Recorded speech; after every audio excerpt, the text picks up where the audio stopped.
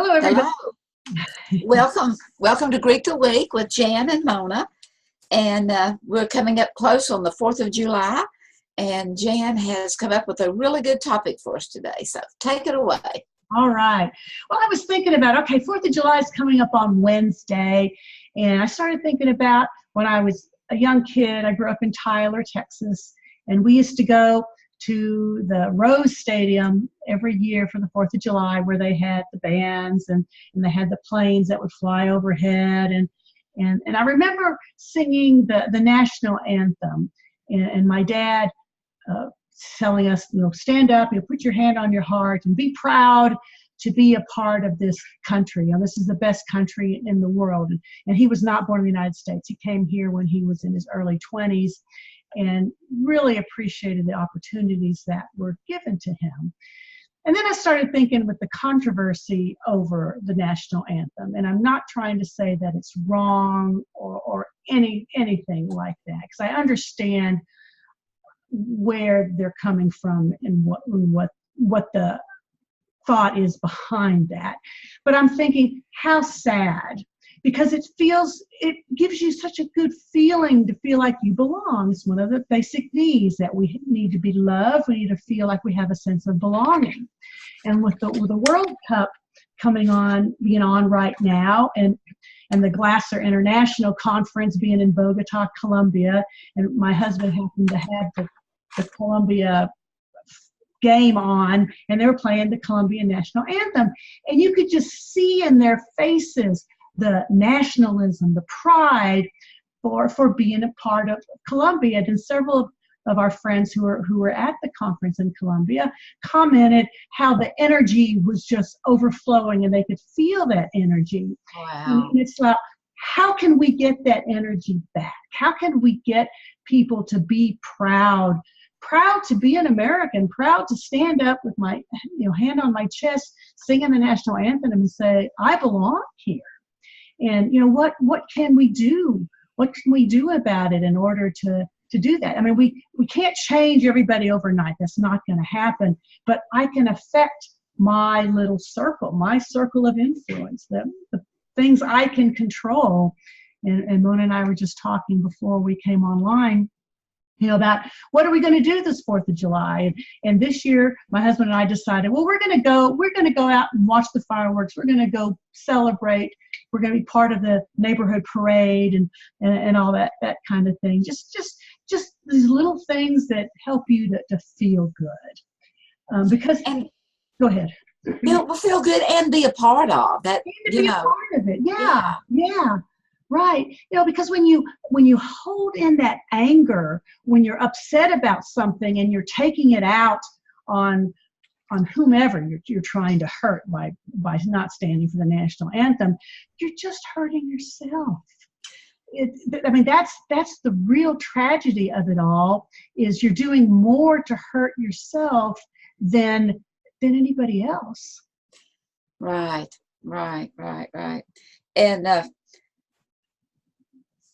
I know a few years ago, when there was, right after 9/11, and there was, so much controversy, and so that America really began to draw together then. Right. And we were at a family reunion right shortly after that, and my cousins were talking about the fact that they were true red-blooded Americans and all this kind of stuff. And then, I was agreeing with them and all this, but then the more we got to talking, they was ready to just kick everybody out that wasn't born here. I'm saying, wait a minute here. Yeah. We have such a wonderful country, and it is so wonderful because of the open arms welcoming people in. Now, yes, do they need to be, become legalized and go through the system, because that's part of order that is, things just run so much smoother when there's some kind of an order to it. But we're not the only country that requires that. That's the thing. There's many other countries that restrict the number of people who can come in, and they have rules for establishing residency and then becoming a citizen. And it's not just the United States that does that. We all It's have not. to control our borders.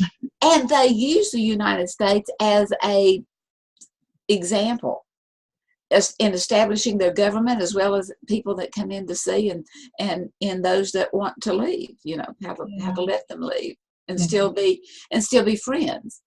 And it kind of goes back to, America declaring her independence from Great Britain.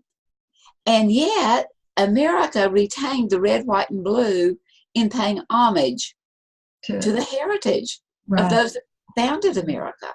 Right.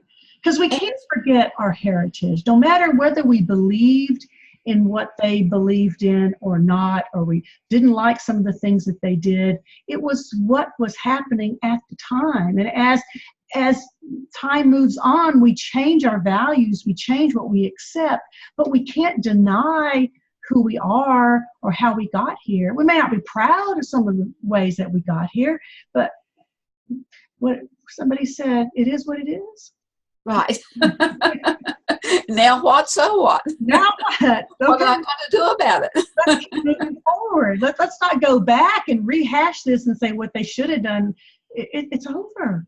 Yeah. There's a whole lot we can do about that. Right? And whether that's yesterday or whether that was years ago. Right. Right. And it is looking at what is for the good of the whole and how we can come together and do those things that is more amiable. Whether you can't, is there any degree of disagreement as opposed to fighting off and being ugly about the disagreement? Yeah. Because there's a lot of variables. As an example of that, my husband and I went to see a documentary over the weekend. It's about Ruth Bader Ginsburg, which I thought was real. I just loved it. It was one of those that you feel proud to be associated with somebody like that. I've always admired her very much.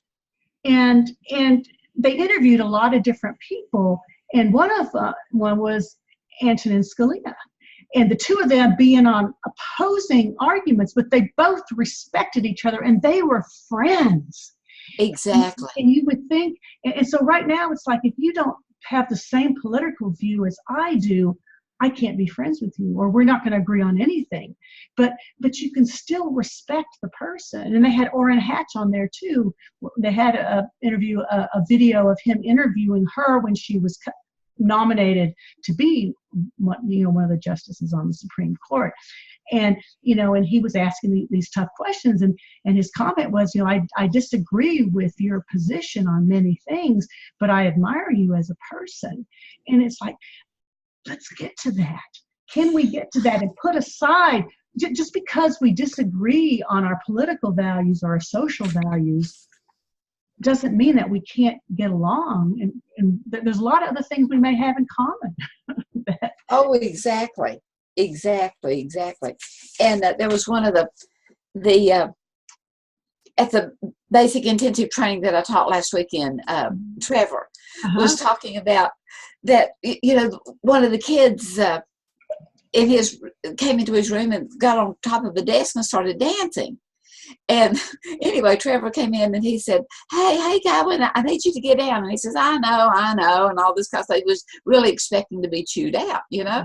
And Trevor told him, he said, now, you could dance up here and you can fall off and break a leg. And he gave him all the reasons not to dance on top of the desk. And he said, get down here and I'll turn the music on and then everybody can join in the dance. And the kid was so pleasantly surprised that he wasn't being, exercised because of doing the wrong thing. And so he was talking about how he talks with all of his kids, and that they'll be talking about, oh, well, I don't like this guy because he is so belligerent, or he's such a bully or something. And he says, well, you know what? He's got a really strong voice and he can call, and that's why I like him to do the announcements, because he really has that strong voice. And he said, maybe if we just all talk together, we can get along better. And then he gave so many examples to the kids. He said, well, yeah, I know that guy he really is shy. He is so smart, and was bringing in, and there's some reason that we can just like each other. We can respect each other for who they are, even though they have some quirks. Right. But we can always find good things about people. Even if we don't like something that they do and we focus on the negative, there's a lot of good stuff. I mean, even about being part of this country, there's a lot of things that we might be ashamed of and we don't agree with, but there's a lot of stuff that we're doing right. A lot of people that want in because of it. Exactly. Yeah. And so let's focus on what we're doing right. And if we can just change our mindset to see that in everybody and in everything, okay, this little thing that you do annoys me, but there's a lot of these other things that you do that I really appreciate, that I admire about you. That Right. And to try to focus on what's going well. And how can I get that sense of belonging? I want that feeling back. And then, like you brought up 9/11, and it's unfortunate. A lot of times what it takes is a disaster like that to bring a country together. It is. While with 9/11, I don't remember how long it was. It didn't seem like it was real long. We were kind of dividing ways again. But for that brief period of time, there was a sense of community. And so let's see if we can figure out how to bring in that sense of community without having to have a disastrous event occur before that would happen. Right. Back in 1990, I won a region Toastmaster on my speech. Oh, yes. I'm proud to be an American. Yeah. And I started off by saying it was a new school year, and the kindergarten teacher had all of her students, she had flags of the world, several flags all from over the world posted around the room. And she asked the kids, she says, which one do you like the best? Which one do you think is the prettiest? And they looked at them and they chose the flag of Nigeria. Oh, okay. Yeah, I know. What? How dare they? They chose the flag of Nigeria, and it was really colorful. It had a white background and had a big green circle in it, and right in the middle of the circle was an elephant. And, beautiful, beautiful flag. And there was many, many flags. And so during the course of the year, the teacher taught them about the flag and how it represented the United States of America, that it represented who we were as a people. And she taught them how that it was made of bunting, which was a common, ordinary material, and how that the white stripe stood for purity and the blue stripe stood for justice, and the red stripes stood for victory and for perseverance and all of that. And she told them all kinds of things about the flag and how that it was, again, kept the flags of Great Britain, the red, white, and blue, paying homage to our heritage. And she explained how that the colors stood a new design. It was the same colors as before, but it was a new design, showing that we're new and independent, and we're being who we are. And that the 13 stripes represented the 13 original colonies, and that each star coming on each state that joins the union, that we're an ever-expanding universe, not only universe but country, and bringing in more people and all that things. And anyway, she really bonded all of it together and told them about it. They did the Pledge of Allegiance every morning. And when I went to school for the 9 years that I was in the little one-room schoolhouse, we said the Pledge of Allegiance every morning to get started. We did too. In elementary school. I don't think we did it in high school, but in elementary school we did. Yeah. But anyway, at the end of the year, she had all the flags on display and had them to go around and look at them and, said, which one do you think is the prettiest? Which one do you like the best? Yeah. And they all voted for the flag of the United States of America. Oh. And it was because there was a bonding. It was, this is who I am. Right. This is who we are. It means something to me. Yeah.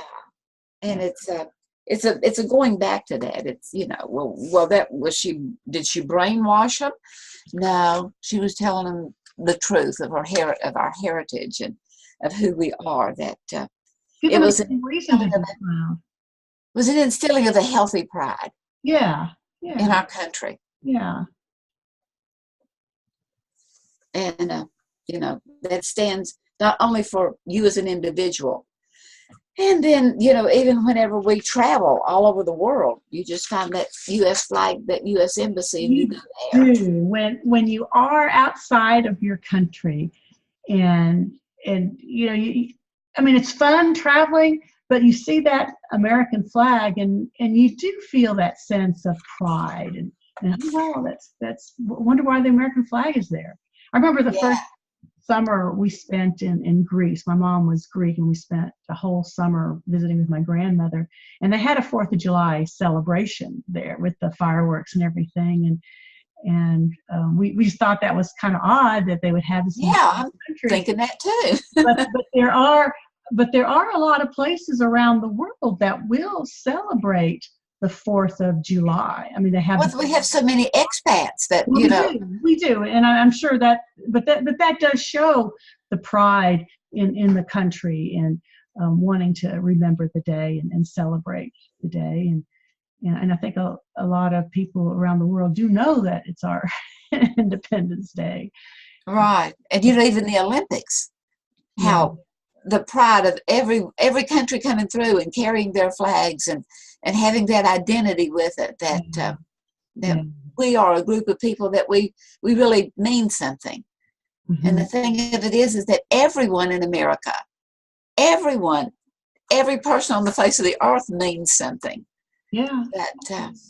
And we need that belonging. We need to feel like we belong somewhere. That's very important for us.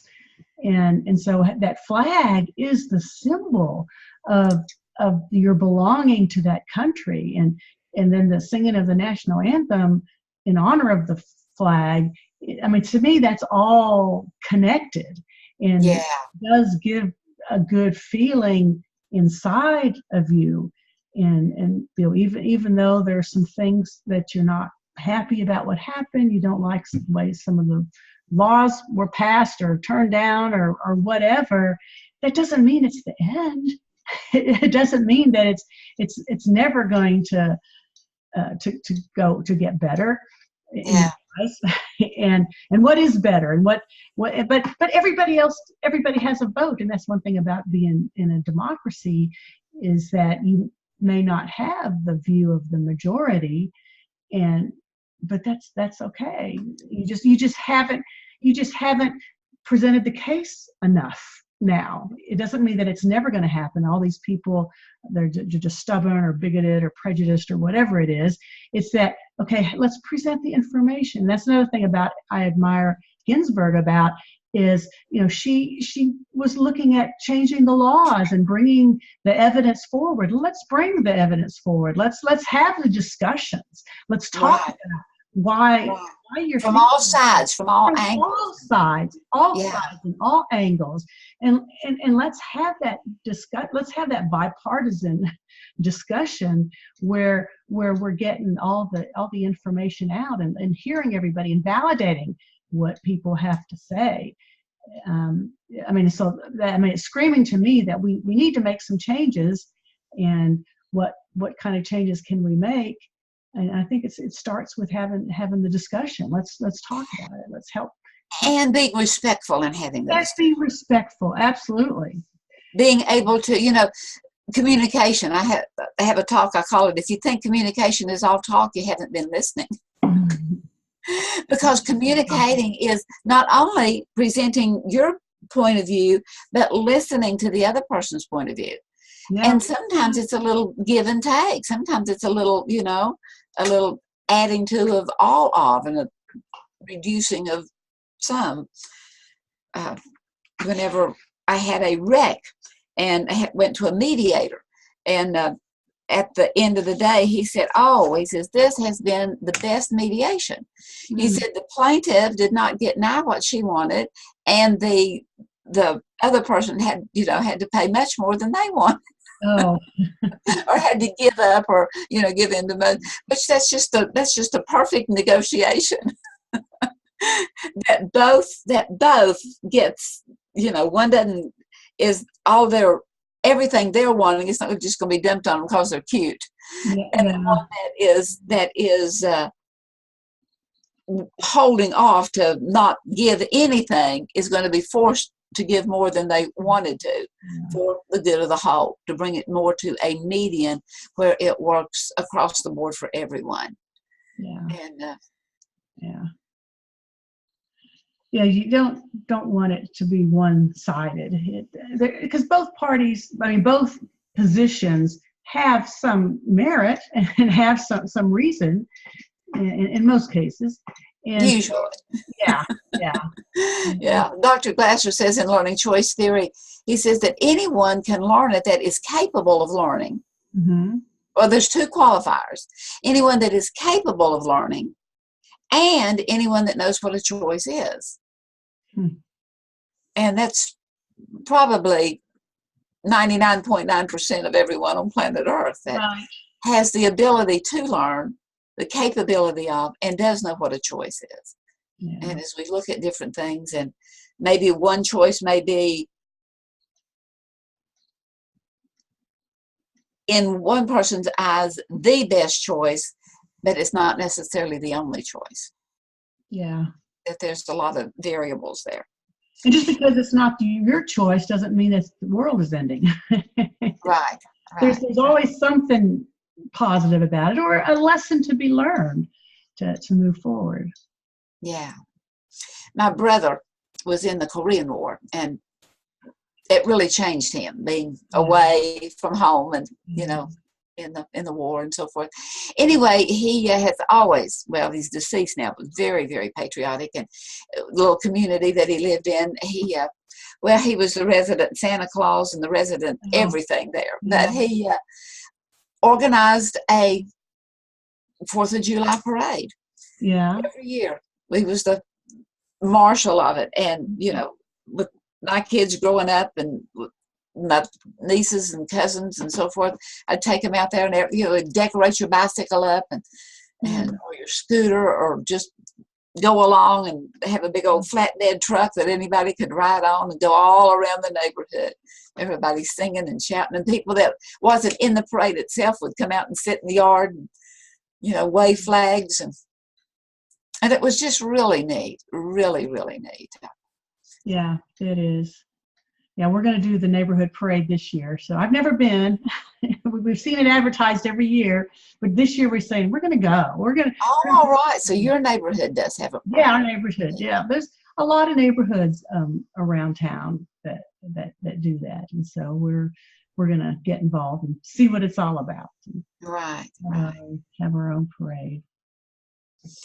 And you know, all of the intelligence and maturity and just integrity of the founders of the Constitution and the Declaration of Independence, and how their foresightedness to see how that all of those laws and documents were put in there that really was for the good of the whole. Mm-hmm. It had a little bit that could, you know, stretch to go over here and could stretch to go over here, so that all could be included and have their rights protected, which is the right of dignity, the right of humanity, the right of, the golden rule, the right of everybody has worth and value. I have a poster that has the golden rule in 13 different sects or religions or belief systems. Mm-hmm. And the one that I like the best, or the one that I think is the most unique, is before you stab someone with a stick, stab yourself first. Oh.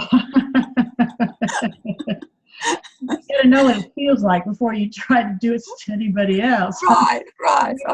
Which is saying the same respect of humanity in a way that maybe makes it a little more vivid. You know, stab yourself first with a stick before you hit someone else with the stick or stab them with the stick.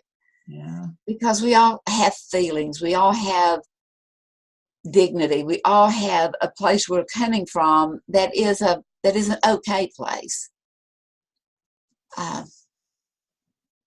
And it's to kind of have a meeting that's what's good for all of us.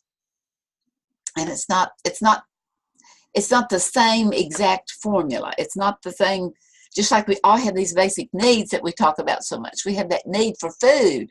But look at all the different cuisines there are worldwide that all would keep us healthy. But it doesn't mean that one is better than another. And I homeschooled our daughter. And one of the things we did was study the Constitution. Oh, wow. And the founders of it, and what all they went through, and where their beliefs come from, and some of their disagreements in coming together to write the original, rulings and so forth. And at the signing of the Declaration of Independence, old John Hancock has said that we were here to support each other and our lives and our fortunes and our sacred honor. And he said, folks, gentlemen, we must all hang together. Mm.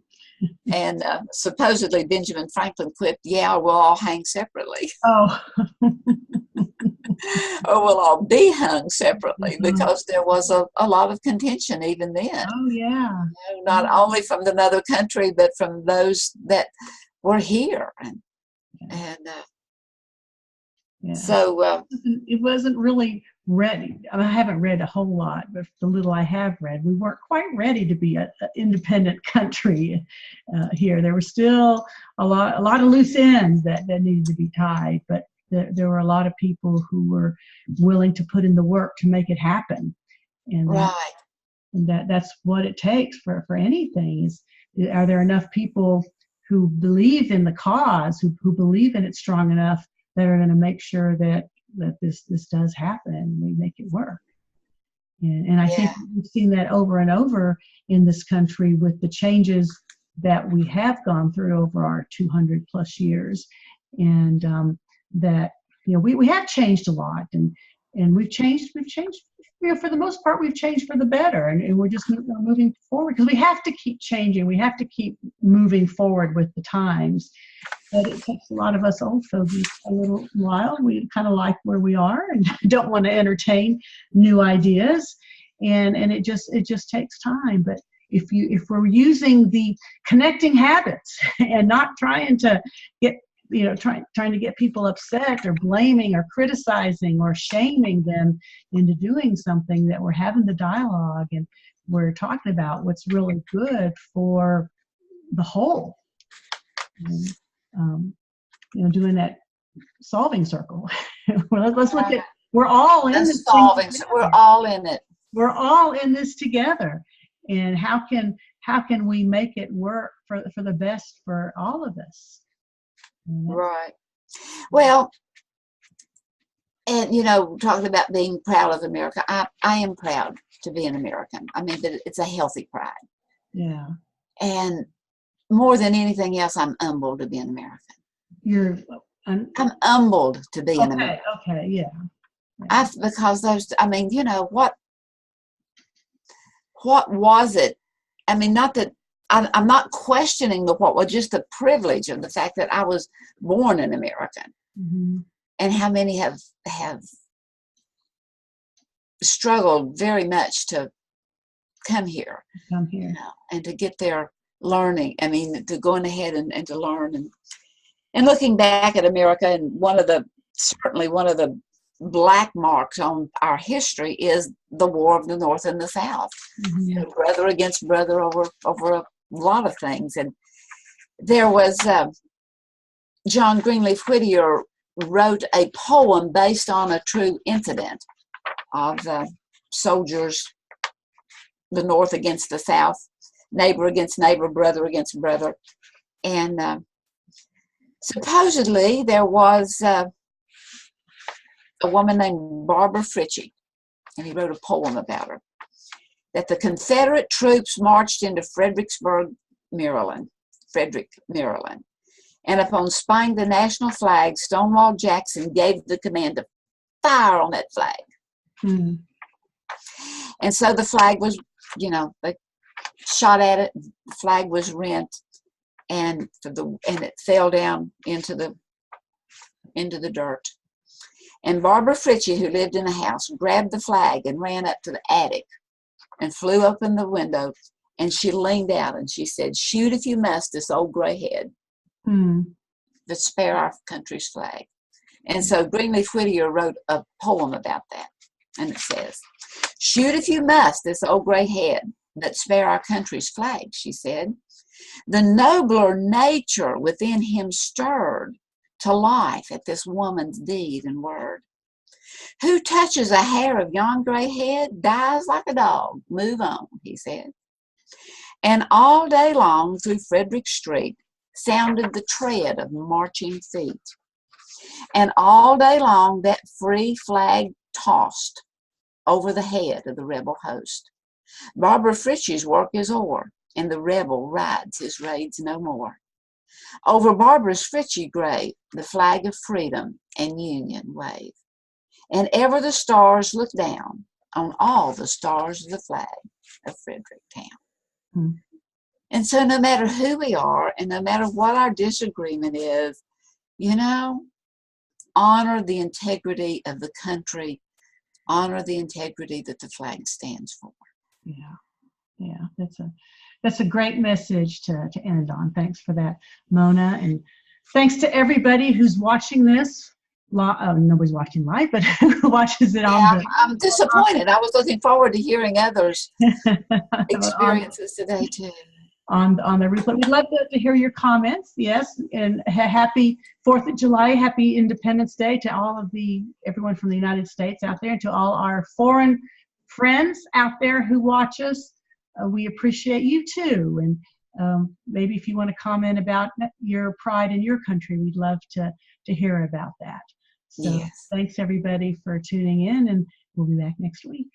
Okay. Bye-bye. So long. Happy 4th.